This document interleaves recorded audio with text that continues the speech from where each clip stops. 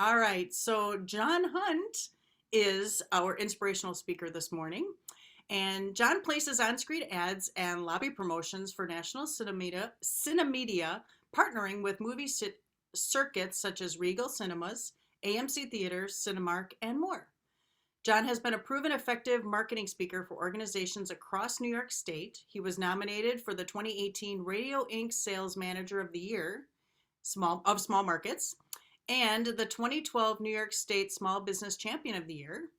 John has multiple awards, including 40 Under 40, 2009 Central New York Sales and Marketing Executives Excellence Award, and the 2013 recipient of Canisius College's prestigious Marilyn G.S. Watt Alumni Award. So with that, I'm going to turn it over to John, and he's going to share with us about Buffalo market research and what was the other word? Demographics. It's Monday after a Super Bowl. I apologize, guys. It's all good. It's all good. Thank you for that kind introduction, Jennifer. And it's a pleasure to be here. I don't know how inspiring I'm going to be, but I'm going to do my best to be informative. So my goal here is to give you a few resources that are low to little cost and some insight to the Buffalo market and how it can be applied to your business. Let me share my screen very quickly with you, and just let me know if you can't see this. It was there and then it went away. Yeah, no, well, that was cool. You know, I love living in the future. There it is. There it is. So we'll go here. There we go. Okay. So my contact info is in the chat, and I would encourage you that if we aren't connected on LinkedIn, please feel free to connect. Just do me the favor of adding a note to it that says that we're in Grow Buffalo together, because I try and protect that circle of people so that it's really been a connection. It's not a blind hit. Makes sense? And I try and keep my data on there as first party as possible. Okay, the sources I'm going to be reviewing with you today are an old chestnut book with a lot of really good fundamentals. 33 Ruthless Rules of Local Advertising by Michael Corbett. Don't worry, we're not going to go through all 33, just one. And we're also going to be visiting the library and talking about data axle reference solutions. We're going to be looking at a blog post from Drive Research and some internal information here at National Cinemedia that we prepare for our clients specific to the Buffalo market. Now in Buffalo, this is a blog post from Drive Research. Drive Research coincidentally is located in Syracuse, where I currently am. But don't you worry, I'm working on getting back to Kenmore because I missed TEDS. Anyway, in 2016, their blog post had a lot of great information regarding the population, the median age of Buffalo, and the average household income. Their website is driveresearch.com. And if you go to their blog, you'll be able to take a look and see some of these key indicators for Buffalo. Now, again, this information is now 7 years old.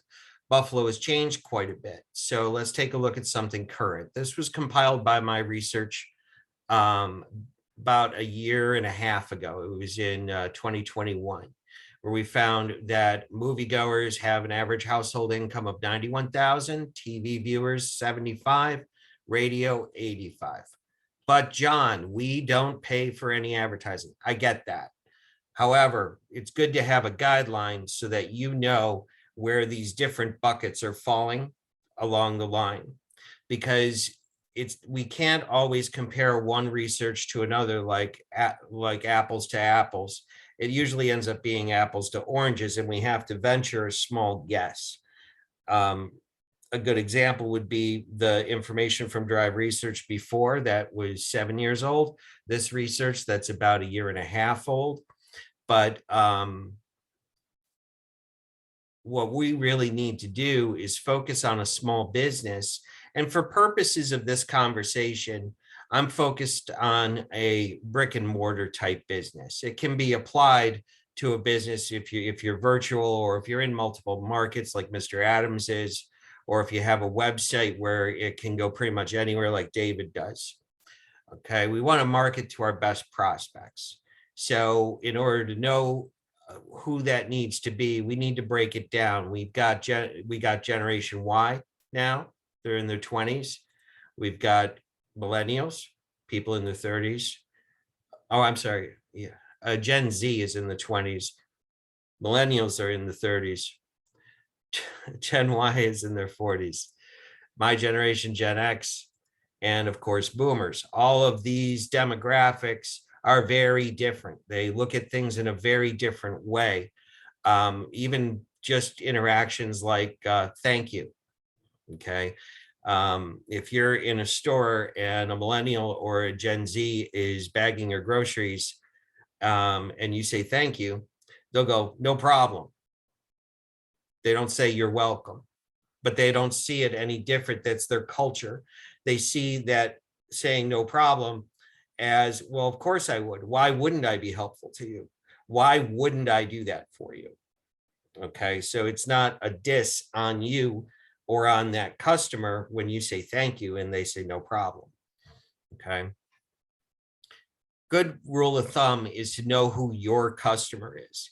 Write down their age ranges, and say the majority, 80% of my business comes from this 20%, that 80-20 rule. David, your hand is up. Do you have a question?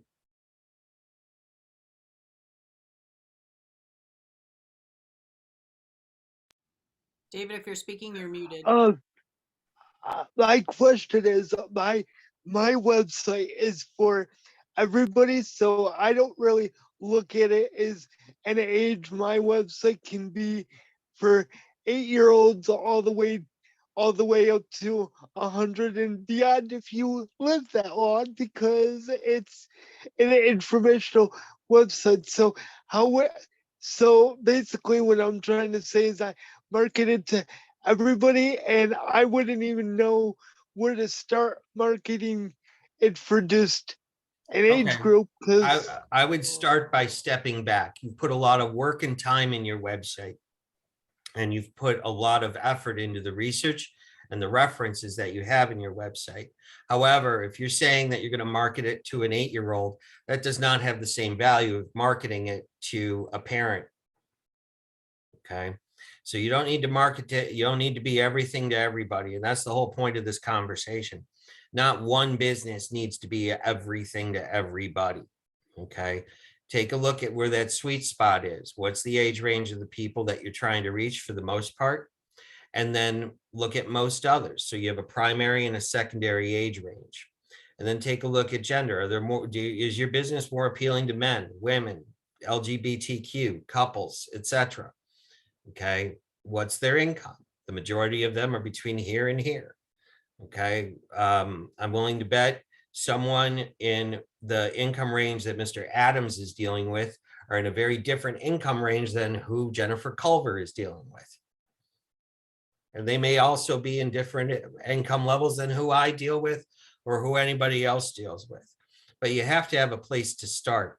And when you have these places, and also look at proximity. Okay, I can go anywhere in the country for my clients, but if you have a brick and mortar business, maybe it's 5 to 10 miles. Okay, I mean, we don't make weekly trips to Vidler's, do we? Right? Do we make but we do make maybe a daily trip to Tim Hortons. Okay. And by the way, if I were doing this in Syracuse, I would say instead, we don't make a weekly trip up to Watertown, do we? And we don't make, but we do make a daily trip to Dunkin' Donuts. Each market is different, and it's good to know each market differently if you're dealing with folks in that market. Now, where can you get this information? Ask your customers, create a mailing list, create a database of your customers, guard it with your life. Okay. And if you have vendors that you're dealing with, ask your vendors, what's the demographic this product was created for? Can you tell me a bit more about the people that are buying the products?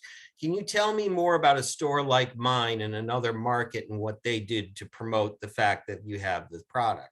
And while you're on that conversation with your vendor, like make sure you ask them about co-op or vendor support funds, because it's about $10 per capita that goes unused in those funds. So here in Syracuse, it's about $6.6 million. And those funds are typically something like an oil change place that uses Pennzoil. They might say we use Pennzoil. They might in their radio or TV ads or their print ads say proudly using Pennzoil. If they are, most likely that vendor is paying for half or sometimes even all of that ad through a credit or even a check. Okay. So it's important to talk to those vendors and know how to reach them, how those products are designed to reach those different demographics. Any questions on this? Okay. Well, if you get a chance to pick up this book, the book was put out in 2008, so there's not a lot in regard to digital. There's a lot in regard to traditional broadcast, but it also talks about how to deal with media reps. It talks a lot on how to check yourself, where you can look at how your marketing can work without you having to say, so where'd you learn about us?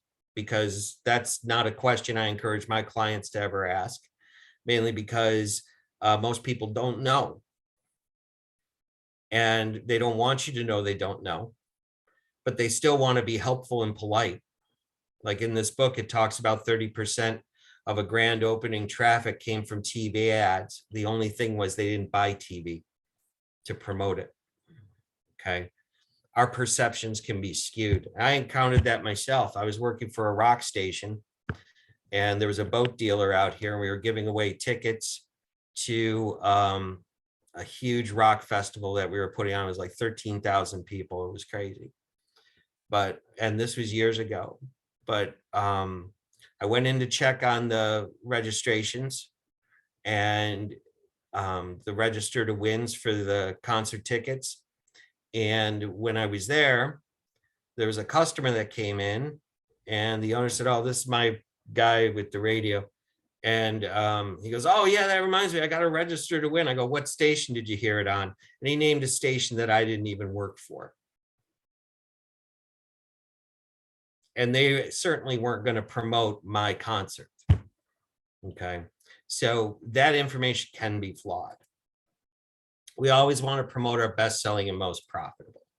In other words, 20% of our clients, 20% of our consumers, 20% of the people that come into the store are going to generate 80% of our results or our revenue.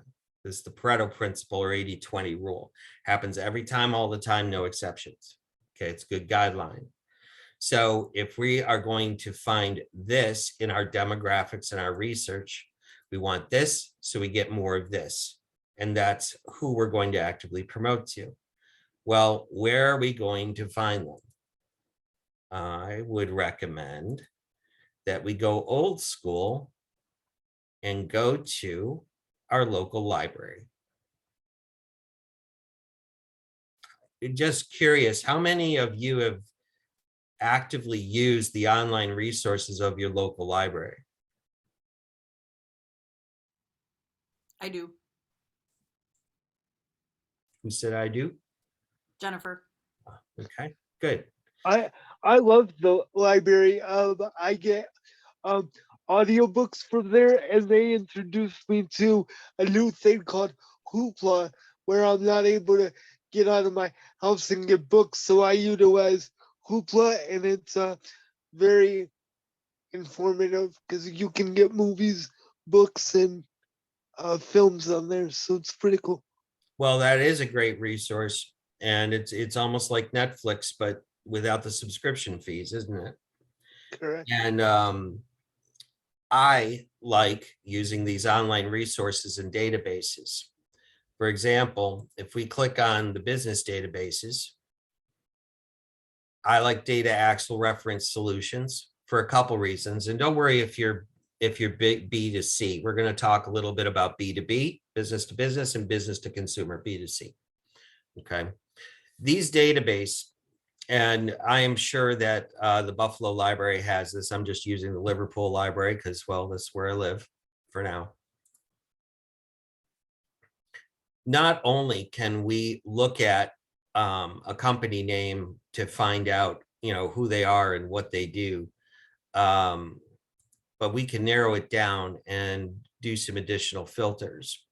So let's say we have a business in the Buffalo area. And let's just start with the metro area. Can you all see the drop downs okay on this? Good. Okay. So here we've got the Buffalo Niagara area.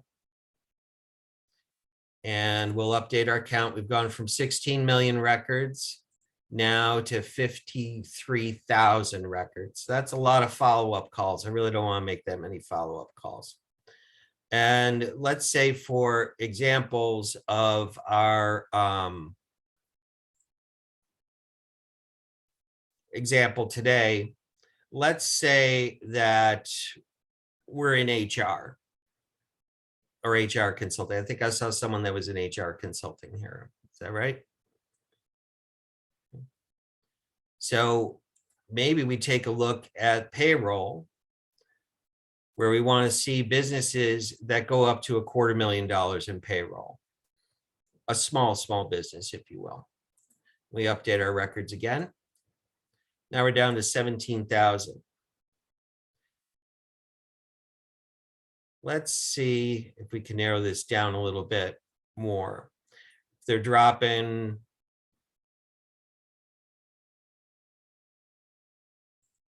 up to 5,000 in tech.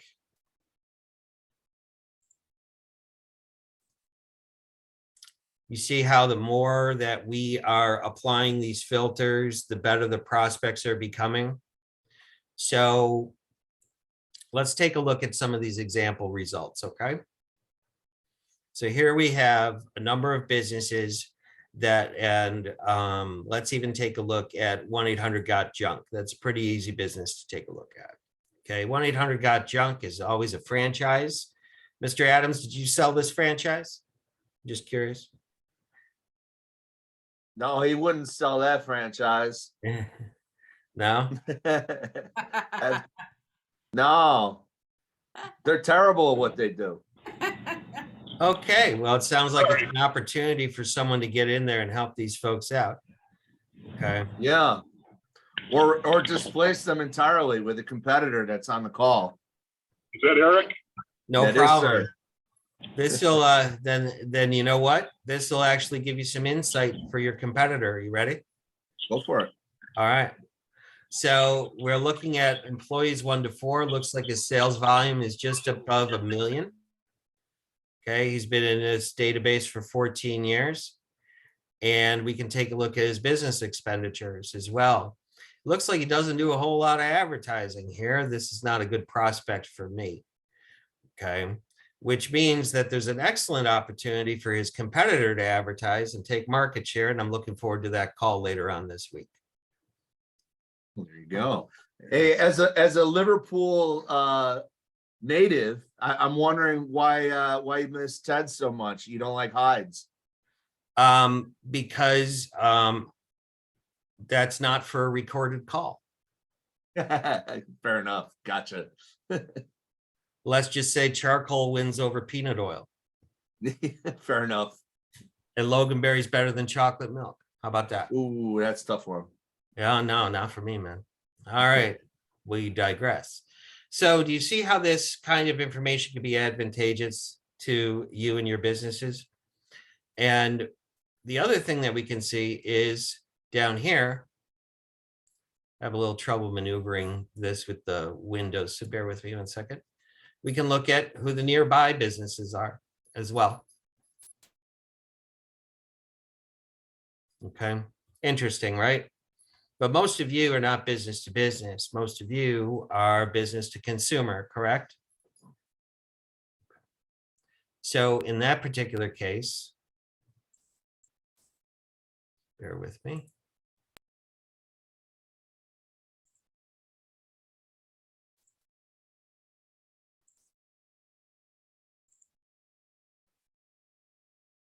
We are going to, instead of using the business database, we're going to look at the US consumer database. Same type of thing. Use our metro area. And Ruth, since I've spoken with you before and have a pretty good idea who you're looking for, I'm going to show you how this could work for you. Is that okay? Yep, sorry. No worries. I just want to make, I prefer permission over forgiveness. Okay. So in this area, when we take a look at folks, with Ruth, she's typically looking for people that are a little bit older. So let's say we want to look at people in these brackets. That about right, Ruth? 55 to 74? Is that a good number? Anything you do will be fine. Okay. So we update the count. We've got 316,000. Ruth, you are located near where, please? What zip code? Williamsville 14221. Okay, so let's put in Williamsville 14221. Okay. Now we'll update. 14221. You got 14211. Thank you. Yep.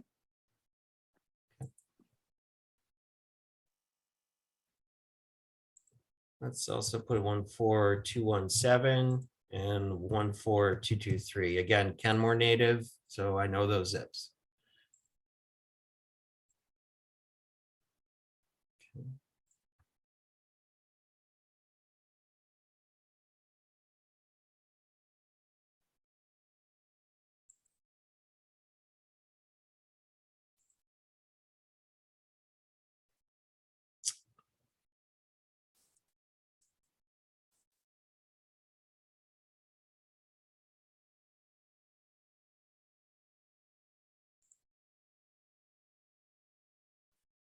Let's look at estimated home value.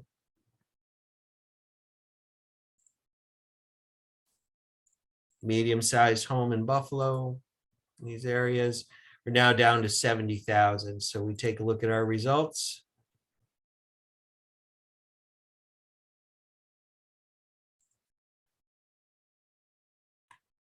This is not doing what it did in the rehearsal. I'll tell you that.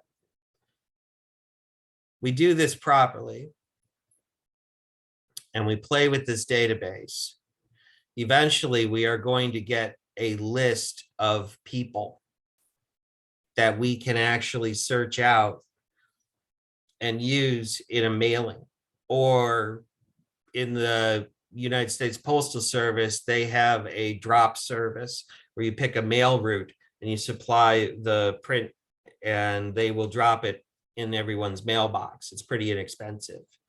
But these are ways that you can get and narrow down those demographics and those and start to create a mailing database. Now, I'm going to caution you, when you get this list of people that are showing up here, okay, they may be on a do not call list. Please don't call them. Don't risk that for you and your business. But dropping something in the mail and using this will save you time and money in buying a mailing database.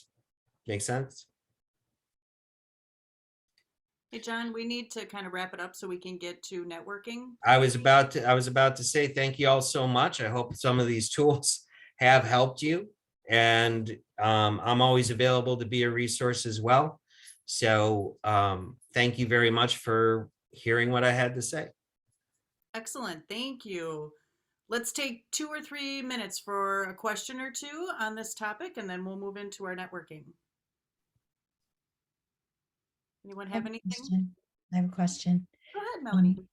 I didn't see anything in the library database there, but my business is a little bit different. It's technically, I guess, would be considered B2B, but I work only with nonprofit organizations. Is there a specific category in the library database there for nonprofits? Yes, in the advanced search, you can actually choose the business categories.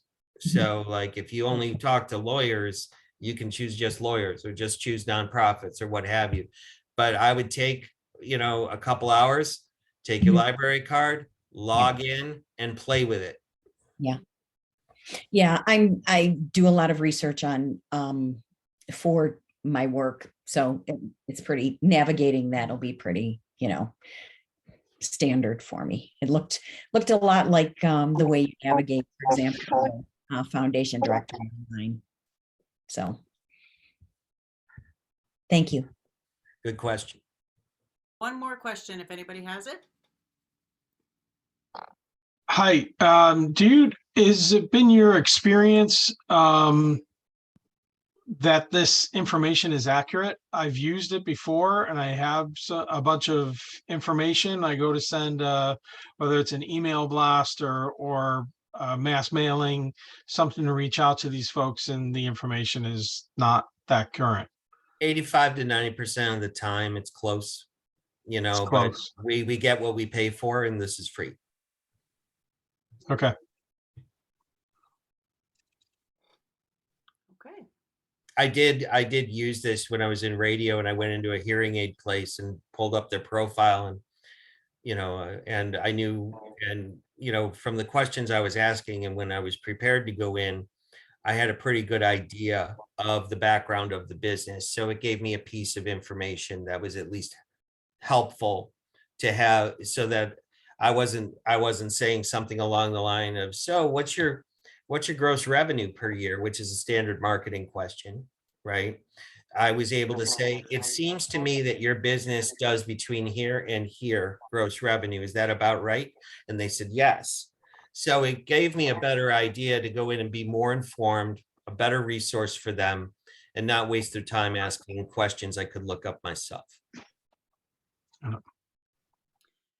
All right. Thank you, John, for reminding us of the importance of taking a look at these demographics and bringing to mind, or keeping in front of our mind, the importance of our ideal customer, their needs, their wants, their how they're buying and how they're advertising if they are. So I really appreciate that, and I'm sure others do as well.